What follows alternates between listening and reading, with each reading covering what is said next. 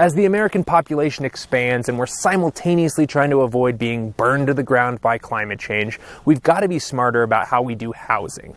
As countless studies show, higher density housing lowers our emissions, reduces traffic, increases access to services, the list goes on. But due to a bunch of old laws written by a handful of dead rich dudes, some of whom were racist by the way, housing developers aren't free to build anything except for single-family detached houses, which means suburbs, and that means paving thousands of miles of new roads to McMansion-y housing developments, which means everyone will need a car, which means everyone needs more gas, and so on and so forth times 100 million.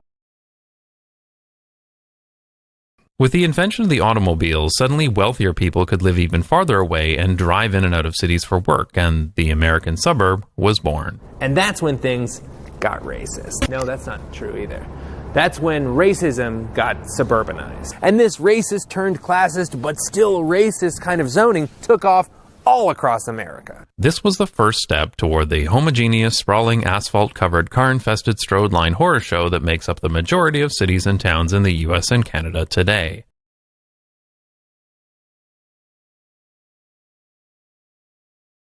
The meetings are usually full of people who are terrified that their neighborhood might change even a little bit, and the only perspective they ever get to hear is their own. Absolutely. I have been to a few of these community engagement meetings, and I have often been the youngest person there by about 30 years, and I'm not young. These meetings really do cater to the retired and bored demographic, and the general consensus is usually that the whippersnappers need to get off their lawns. And the comp plan, as the vision for our city, really affects every aspect of life in the city almost. Where people work, where people live. Can you walk to a grocery store?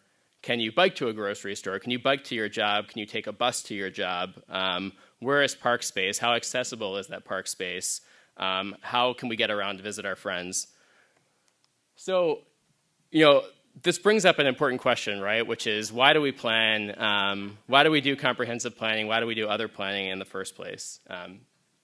So this here is a map of Kirkland. You can see there's Lake Washington right in the middle, right? And then right next to the lake are people with money. And then as you go further away from the lake, there's people with a little bit less money.